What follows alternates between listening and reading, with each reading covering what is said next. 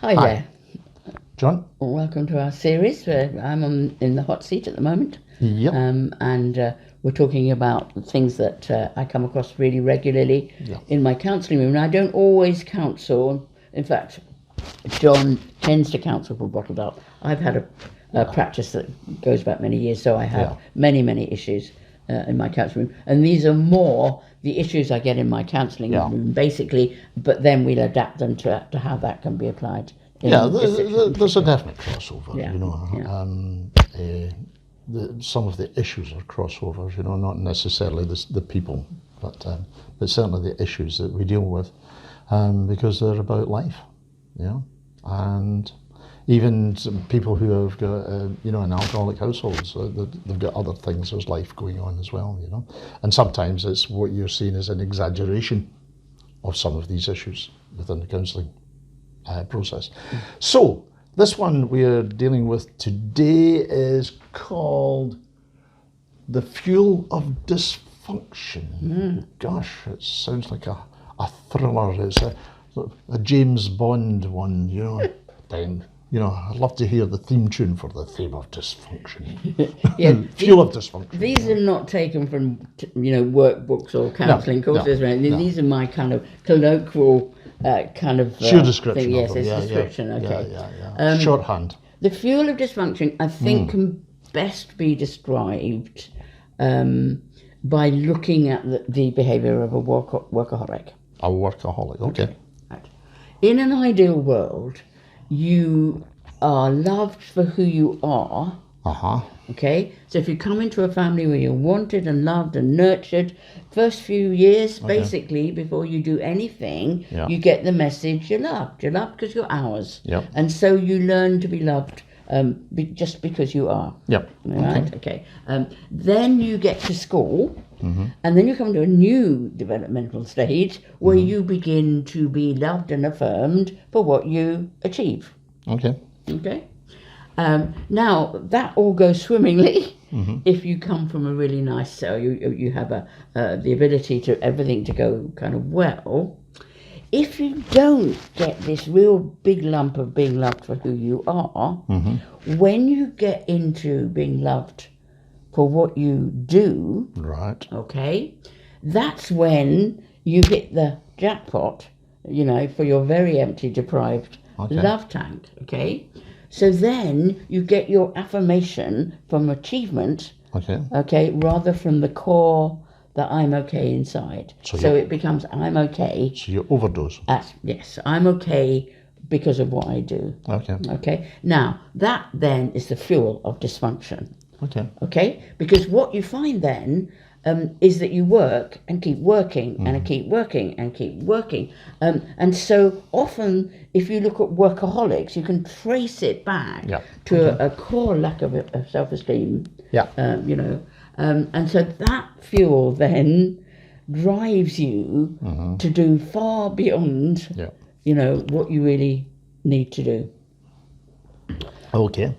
The reason I'm bringing it up is my observation of that in many years is if the fuel that you're bringing to something has been really energized by pain, you really need to understand that about yourself, because you will hang on, you will go further than really is appropriate to do. How is it relevant with bottled up?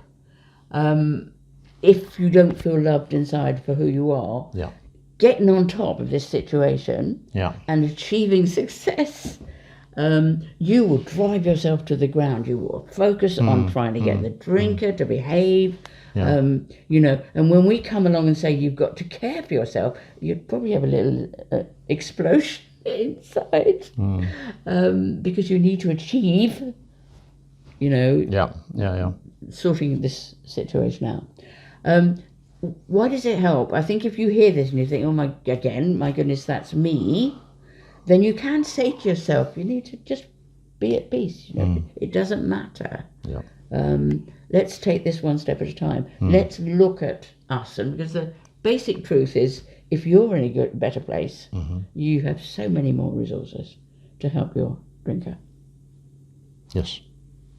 So basically what you're saying is if you're doing something which is dysfunctional in the present, then we'll trace it back to the past and you'll find there's something lacking there. Yes, I mean, you can't say that as a blanket rule. No. But you certainly can say that with the energy that you put to something. Yeah. And I see it, I sense it now. I can sense whether that energy is just, ourselves, putting ourselves to the task, or whether the back there's a little voice, often a little quiet, child voice saying, "I've got to do this because I've got to do this because I've got to succeed because I've got to take care of mummy because she's sick," and so all of that stuff is pushing you, for example, to care for other people. And I don't know why I said that, but I'm going to stop here because sometimes when stuff comes out of my mouth, it's important.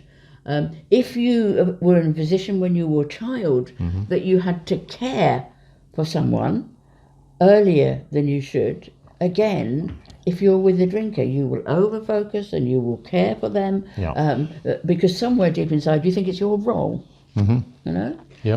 so these clues in the past, they help us unravel why we get stuck in over-focus, so again, understanding yourself is really helpful.